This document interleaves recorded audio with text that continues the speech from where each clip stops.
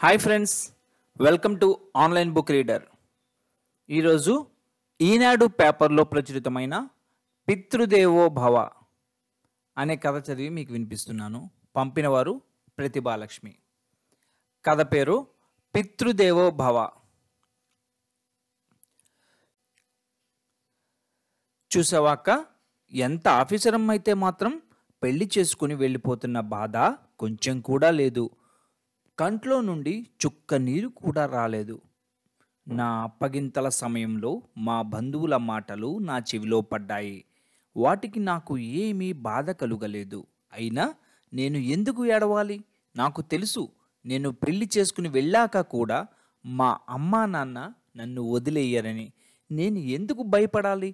ఎన్ని కష్టాలు వచ్చినా నా వెన్నంటే ఉండే మా నాన్న ప్రేమ ఎప్పటికీ నాకు తోడు ఉంటుందనే నమ్మకం ఉన్నాక నేను బాధపడితే గుండెల నిండా ఆత్మస్థైర్యాన్ని నింపి నా కాళ్ళ మీద నన్ను నిలబెట్టిన నాన్నను అవమానించినట్టే కదా. అవును, ఇవాళ నా పెళ్లి జరిగింది ఎంతో అంగరంగ వైభవంగా. ఎందుకంటే ఇది ఒక మామూలు అమ్మాయి పెళ్లి కాదు, ఒక ఐఏఎస్ అధికారిది. అది మాత్రమే కాదు, నేను అందరు అమ్మాయిలలాగా నా పుట్టినప్పటికీ 8 ఏళ్ల వయసు లోనే ముగియబోయిన నా జీవితానికి మళ్ళీ ప్రాణం పోసి నిలబెట్టారు మా నాన్న. సరిగ్గా 20 ఏళ్ల క్రితం ఒకే ఒక్క క్షణం, ఒక చిన్న పొరపాటు నా జీవితాన్ని మొత్తం అయోమయం చేసి అంధకారంలోకి నెట్టేయబోయింది. అప్పుడు నా వయసు 8 ఏళ్ళు. స్నేహితులతో ఇంటి ముందు ఆడుకుంటూ, ఆ ఉత్సాహంలో, తెలిసి తెలియని వయసులో ముందు వెనుక చూసుకోకుండా బాల్ కోసం రోడ్డు మీదకు పరిగెత్తాను. అదే క్షణం వేగంగా వస్తున్న ఒక బండి నన్ను గుద్దేసింది. ఏమి జరిగిందో తెలిసేలోగా షాక్ వల్లనేమో నేను స్పృహ కోల్పోయాను. మళ్ళీ కళ్ళు తెరిచి సమయానికి మాన్వి మాన్వి అని మా నాన్నగారి గొంతు వినిపించింది. ఆ గొంతులో ఎంతో ఆవేదన, భయం, కంగారు, అన్నిటికన్నా ఎక్కువగా నా మీద ప్రేమ. ఆ ప్రేమే నన్ను మళ్ళీ ఈ లోకానికి తీసుకువచ్చింది అనిపించింది. నొప్పి, భరించలేని నొప్పి. ఆ వయసులో అప్పటి వరకు ఏ బాధ తెలియకుండా పెరిగిన దాన్ని నొప్పి భరించడం తెలియదు కాబట్టి గట్టిగా అరుస్తున్నా, వెక్కి వెక్కి ఏడుస్తున్నా. నాన్న, చాలా నొప్పిగా ఉంది, నాన్న ఏమైనా చెయ్యి నాన్న అని అరుస్తున్నా. నిస్సహాయ స్థితిలో ఉన్న నాన్న తన కన్నీళ్లు తుడుచుకుంటూనే, తగ్గిపోతుంది తల్లి, హాస్పిటల్కి వెళ్ళి మందు వేసుకుందాం అంటున్నారు. కాలు మీద నుండి బండి వెళ్ళిందని అర్థమవుతోంది. ఎవరో కాలికి చల్లటి గుడ్డ కట్టారు. నాన్న నన్ను తన గుండెలకు హత్తుకుని ఆటోలో హాస్పిటల్కి తీసుకుని వెళ్ళారు. ఏవో 2 ఇంజెక్షన్లు చేశాక కొంత నొప్పి తగ్గింది. మరుసటి రోజు నాకు ఏదో ఆపరేషన్ చేస్తారట అని అందరూ మాట్లాడుకోవడం విన్నాను. మా నాన్న ఏడవడం అనేది నాకు అప్పటి వరకు ఊహకు కూడా అందని విషయం. అలాంటిది మా నాన్నగారి కన్నీళ్లు చూస్తుంటే నాకు కాలు నొప్పి కన్నా ఆ బాధ ఎక్కువ అనిపించింది. మరుసటి రోజు నన్ను ఆపరేషన్కి తీసుకుని వెళ్ళి మత్తు ఇచ్చింది గుర్తుంది. తరువాత మెలకువ వచ్చాక నొప్పి చాలా తక్కువగా ఉంది. పక్కనే అమ్మ, నాన్న ఏడ్చి ఏడ్చి ఇద్దరి కళ్ళు వాచిపోయి ఉన్నాయి. కళ్ళు తెరిచిన నన్ను చూడగానే, ఎలా ఉంది అమ్మా? నా నుదుటిని నిమురుతూ అడిగింది అమ్మ. నొప్పి తెలియట్లేదు అమ్మా అని చెప్పా. కానీ కొద్దిసేపటికే తెలిసింది. నా కాలు మోకాలు కిందకు తీసేశారని. ఆ వయసులో నాకు అది చూసి ఒక్కసారిగా భయం వేసింది. నాన్న, నాన్న, నా కాలు నాన్న అని గట్టిగా అరిచా, ఏడ్చా. నాన్న నన్ను గట్టిగా పట్టుకుని, ఏం కాదమ్మా, బాధపడకు, మళ్ళీ కొత్త కాలు పెడతారు నొప్పి తగ్గినాక అని ఓదార్చారు. ఆ మాట విని అప్పటికి నాకు కొంచెం ధైర్యం అనిపించింది. ఆ రోజు నుండి నా జీవితం పూర్తిగా మారిపోయింది. నా తోటి స్నేహితులు పరిగెత్తుతూ, ఆడుతూ, గెంతుతూ ఉంటే నేను వాళ్ళను చూస్తూ ఉండేదాన్ని.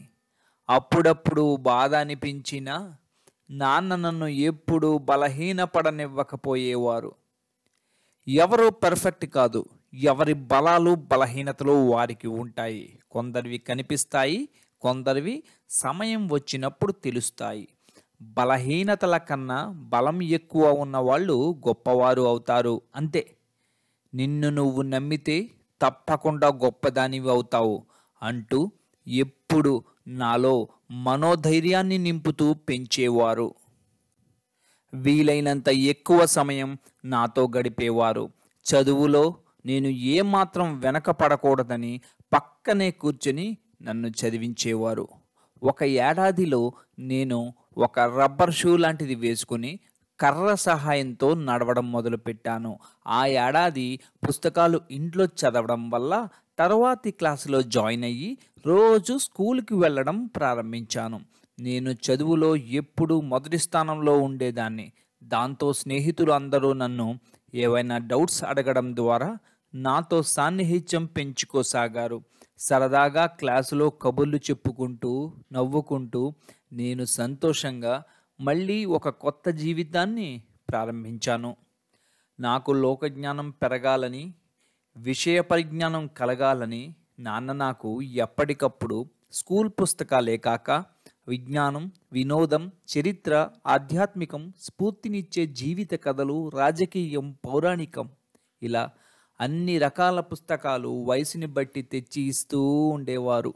అవి చదువుతూ నేను విజ్ఞానం పెంచుకోవడమే కాక వాటి కబుర్లు అందరికీ చెబుతూ సంబరపడేదాన్ని. ఎప్పటికప్పుడు కొత్త విషయాలు చెబుతుండడంతో అందరూ నాకు మంచి స్నేహితులు అయ్యారు. నాతో ఎక్కువ సమయం గడపడం కోసం నాన్న తన వృత్తిలో ఎదుగుదలకు ఎంతగానో దోహదపడే ప్రమోషన్ని తిరస్కరించారని తెలిసి బాధపడ్డాను. అప్పటి నుండి నాన్న ఆశలు నెరవేర్చడం, నాన్న ఆశించిన విధంగా ఎదగటం నా ఏకైక బాధ్యతగా భావించేదాన్ని. నేను 8వ తరగతి చదువుతుండగా అనుకుంటా, ఒకరోజు నేను స్కూల్ నుండి తిరిగి వస్తుండగా అనుకోకుండా నా షూ బెల్ట్ తెగిపోయింది. దాంతో నేను ఒక్కసారిగా నడవలేని స్థితిలోకి వెళ్ళాను. పక్కనే ఉన్న ఒక అరుగు మీద కూర్చున్నా. ఎవరినీ సహాయం అడగాలని అనిపించడం లేదు. కానీ నేను నడవలేను అని అర్థం అవుతోంది. నాన్న, రా నాన్న అని మనసులో అనుకున్నా. నాకు నమ్మకం ఉంది. నాకు ఏ కష్టం కలిగినా నాన్న నన్ను అందులో నుండి ఆదుకుంటాడని. అలా ఒక్క 10 నిమిషాలు ఎదురు చూసేసరికి నా కోసం వెతుకుతూ వస్తున్న నాన్న కనిపించారు. ఆ క్షణం నా ఆనందానికి అవధుల్లేవు. నాన్న నన్ను చూడగానే ఒక్క మాట కూడా మాట్లాడకుండా, నేను ఏమీ మాట్లాడే అవసరం లేకుండా నన్ను ఎత్తుకొని ఇంటికి తీసుకువెళ్ళారు. వెంటనే బెల్ట్ అతుకు పెట్టేశారు. ఆ తరువాత 2 రోజుల్లో రేపు మనం హైదరాబాద్ వెళ్తున్నాం మానవి అన్నారు నాన్న. ఎందుకు నాన్న అన్నాను. నీకు ఆర్టిఫిషియల్ లెగ్ పెట్టించడానికి. ఇక కొన్ని రోజుల్లో నువ్వు హాయిగా నడిచేస్తావు. ఏ కర్ర సహాయమూ అవసరం ఉండదు అన్నారు. నేను చాలా సంతోషించాను. కానీ అదే రోజు రాత్రి అమ్మ మాటలు విని బాధపడ్డాను. నాన్న నాకు లెగ్ కొనడం కోసం తనకు మా తాతయ్య గుర్తుగా ఉన్న ఒకే ఒక ఆస్తి, వాళ్ళ ఊరిలో ఉన్న స్థలం అమ్మేస్తున్నాడు. అమ్మ, ఉన్న అది ఒక్కటి అమ్మితే ఎలా? మాన్వి పెళ్ళికి కావాలి కదా అంటే, మాన్వి ఎదుగుదలకి, జీవితానికి ఉపయోగపడటం ముఖ్యం. పెళ్లి కోసం ఉపయోగించే అవసరం రాకూడదు అన్నారు. 2 వారాల్లో నేను కొత్త బూటుతో నడవడం ప్రారంభించాను. ఆ తరువాత నుండి నేను నా లోపం ఎవ్వరికీ తెలియకుండానే ఉండాలి అని ప్రయత్నించేదాన్ని. నేను ఏదైనా చెయ్యగలను అనే ఒక ఉత్సాహంతో ఉండేదాన్ని. చలాకీగా, కలుపుగోలుగా ఎప్పుడు సరదాగా నవ్వుతూ గడిపేదాన్ని. నేను డిగ్రీ 2వ సంవత్సరంలో ఉండగా ఒకరోజు నేను కాలేజీ నుండి ఇంటికి వెళ్ళేసరికి ఇంట్లో ఎవరో చుట్టాలు ఉన్నారు. నేను లోపలికి వెళ్ళగానే నాన్న నన్ను వాళ్లకు పరిచయం చేశారు. నేను అందరికీ నమస్కారం చెప్పి మామూలుగా లోపలికి అమ్మ దగ్గరికి వెళ్ళాను. ఎవరమ్మా వాళ్ళంతా అని అడిగాను ఆతృతగా. అందులో తెల్ల చొక్కాలో ఉన్న అతను, నిన్ను పోయిన నెల మీ సత్యం మామయ్య కొడుకు పెళ్లిలో చూశాడంట. పేరు మానస్. నువ్వు బాగా నచ్చావు అని వాళ్ళ ఇంట్లో వాళ్ళని తీసుకుని డైరెక్టుగా సంబంధం మాట్లాడడానికే వచ్చేశారు. ఇన్ని రోజులు నిన్ను గమనించి నీ గురించి బాగానే వాకపు చేసినట్టున్నాడు. ఇంజనీరింగ్ చేశాడంట. ఈ మధ్య ఏదో ఉద్యోగం కూడా వచ్చినట్టుంది. కుటుంబం కూడా బాగుంది. కానీ మీ నాన్నగారు ఏమంటారో చూద్దాం అంది. ఆ క్షణం నాన్నగారు ఒప్పుకోకూడదు అని గట్టిగా కోరుకున్నా. ఇంతకీ ఆ అబ్బాయి ఎవరో అని మెల్లిగా మళ్ళీ చూసా. చూడడానికి బాగున్నాడు. మంచి ఎత్తు, రంగు, టీవీగా ఉన్నాడు. నాన్న ఏమంటున్నారో వినే ప్రయత్నం చేశా. ప్రస్తుతానికైతే ఇదే నా నిర్ణయం. ఏమైనా మార్చుకుంటే మీకు చెప్తాను అన్నాడు నాన్న వాళ్ళకి నమస్కారం పెడుతూ. మాకు తొందర ఏమీ లేదు. అబ్బాయి ఒకసారి కలుద్దాం అని బలవంత పెడితే వచ్చాం అన్నాడు ఒక పెద్ద ఆయన. అందరూ లేచారు. అబ్బాయి కళ్ళు నా కోసం వెతుకుతున్నాయి. నేను కనిపించగానే కళ్ళతోనే చిన్న చిరునవ్వుని, ఒక పలకరింపుని వదిలాడు. సంతోషమో సిగ్గో భయమో తెలియని ఒక వింత అనుభూతిని పొందాను. నా పెదవుల పైన చిరునవ్వు వచ్చేసింది. కానీ నాన్న ఏది చేసినా నా మంచి కోసమే అని అనుకున్నా. ఆ విషయం గురించి నాతో ఏమైనా మాట్లాడతారేమో అని ఎదురు చూసా. కానీ నాన్నగారు ఆ విషయం గురించి నాతో ఒక్క మాట కూడా మాట్లాడలేదు. మరుసటి రోజు నేను ఇంటికి వచ్చేసరికి ఇంట్లో ఏదో వాదన జరుగుతోంది. అమ్మ, నాన్న, వెంకట్ మావయ్య, నాన్న స్నేహితుడు భరత్ అంకుల్ ఉన్నారు. మాన్వికి అంతకన్నా మంచి సంబంధం తేగలవా బావా? మావయ్య: ఏమో, దాని అదృష్టం ఎలా ఉంటే అలా. నాన్న: అదే అనుకుని దీనికే సరే అనొచ్చు కదా. మావయ్య: నువ్వు ఎన్నైనా చెప్పు, నా కూతురు ఏదో ఒక ఉద్యోగంలో చేరే వరకు నేను తనకు పెళ్లి చెయ్యను చెప్పేశాడు నాన్న. నువ్వు చెప్పేది కరెక్టేరా, కానీ అనుకోకుండా ఇంత మంచి సంబంధం వచ్చింది. మేము కనుక్కున్నాము. అబ్బాయి చాలా మంచివాడంట, ఇంజనీరు, మంచి కుటుంబం. ఇలాంటి అదృష్టాన్ని వద్దు అనుకుంటే తరువాత పశ్చాత్తాపడవలసి వస్తుందేమో అంకులు. దాని అదృష్టం బాగుంటే వాళ్ళే అవుతారేమో చూద్దాం. నాన్న: అసలు ఏంటి బావా నీ ధైర్యం? ఇంత మంచి అబ్బాయిని వద్దంటున్నావు. మాన్వికి కలెక్టర్ సంబంధం ఏమైనా వస్తుందనుకున్నావా? కోపంగా అన్నాడు మావయ్య. ఏమో, మాన్వినే కలెక్టర్ అవుతుందేమో, చెప్పలేం కదా. నా కూతురు ఎప్పుడూ ఒకరి మీద ఆధారపడి బతికే రోజు రాకూడదు, అంతే. నేను ఉన్నా లేకున్నా ఏ ఇబ్బంది రాకుండా ఉండేలా తన జీవితాన్ని సరిగ్గా సమకూర్చి పెట్టడం నా బాధ్యత. దృఢంగా తన నిర్ణయం చెప్పి వెళ్ళిపోయారు నాన్న. నాకు చాలా గర్వంగా అనిపించింది ఆ క్షణం నాన్నను చూసి. ఎవడో ఒకడికి ఇచ్చేసి పెళ్లి చేసి తన బాధ్యత అయిపోయింది అనుకుని చేతులు దులుపుకోకుండా నా నిండు నూరేళ్ల జీవితం కోసం ఆలోచిస్తున్న ఇలాంటి నాన్న దొరకడం నా పూర్వజన్మ సుకృతమే అనిపించింది. నాన్న ఆశలను ఎప్పటికీ వమ్ము కానివ్వకూడదు. తను నా మీద పెట్టుకున్న నమ్మకాన్ని ఎప్పటికీ నిలబెట్టుకోవాలి అని ఇంకా గట్టిగా నిర్ణయించుకున్నాను. మరుసటి రోజు మా కాలేజీ దగ్గర ఆ తెల్ల చొక్కా అబ్బాయిని చూసి షాక్ అయ్యా. నా దగ్గరికి వచ్చి ఒక 5 నిమిషాలు మాట్లాడవచ్చా అని ఎంతో మర్యాదగా అడిగాడు. ఏం చెప్తాడో చూద్దామని సరే అన్న. నా పేరు మానస్. నేను మిమ్మల్ని దాదాపు 1 ఏడాది నుంచి గమనిస్తున్నాను. ఈ మధ్య ఒక బంధువుల పెళ్లిలో చూసినప్పుడు నిర్ణయించుకున్నా మీతో కలిసి జీవితాన్ని పంచుకోవాలని. నాది ఈ ఏడాది ఇంజనీరింగ్ పూర్తి అయింది. మంచి జాబ్ కూడా వచ్చింది. అందుకే అమ్మ వాళ్ళని తీసుకుని డైరెక్ట్‌గా మాట్లాడడానికి మీ ఇంటికి వచ్చాను. అలా చేయడం తప్పనిపిస్తే క్షమించండి. ఇప్పుడే ఏదీ చెప్పలేను, మాట ఇవ్వలేను అన్నారు మీ నాన్నగారు. అది కూడా నాకు చాలా నచ్చింది. మీకు మీ నాన్నగారంటే ప్రాణం అని నాకు తెలుసు. ఉండాలి కూడా. చాలా గొప్ప వ్యక్తి ఆయన. మీరు ఒకరి మీద ఆధారపడే అవసరం రాకూడదు అనేది చాలా మంచి ఆలోచన. నేను మీ నాన్నగారిని, ఆయన ఆలోచనను గౌరవిస్తాను. ఒకే ఒక్క విషయం చెప్పడానికి వచ్చాను.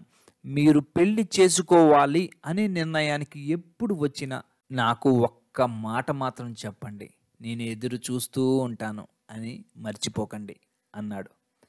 తను మాట్లాడుతుంటే ఆశ్చర్యం, ఆనందం కలిసిన భావనతో తనని చూడడం తప్ప ఒక్క మాట మాట్లాడలేకపోయా. చెప్పడం ముగించి తను లేచి వెళ్ళిపోబోతుంటే, "ఒక్క నిమిషం" అన్నాను. "ఏంటి?" అన్నట్టు ఆగి తిరిగి చూశాడు.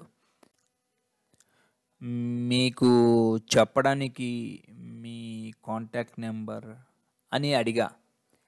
"ఓహ్! సారీ" అని చిన్నగా నవ్వి తన నెంబర్ చెప్పాడు. ఆ రోజు నుండి సందర్భాన్ని బట్టి అప్పుడప్పుడు మాట్లాడుకుంటూ ఒకరికి ఒకరం ప్రేరణగా మంచి స్నేహితులుగా ఉన్నాం. నాన్న ధైర్యం, మానస్ గైడెన్స్ కలవడం వల్లనే నేను సరైన పద్ధతిలో ప్రిపేర్ అయ్యి గ్రూప్ 1లో మంచి ర్యాంక్ సాధించి ఐఏఎస్ హోదా పొందగలిగాను.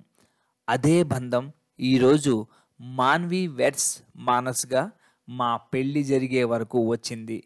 నా చదువు, నా హోదా, నా జీవితం కోసం అహర్నిశలు శ్రమించిన మా నాన్నకు నేను ఏమిచ్చి రుణం తీర్చుకోగలను? నాన్నే నా హీరో, నా దైవం.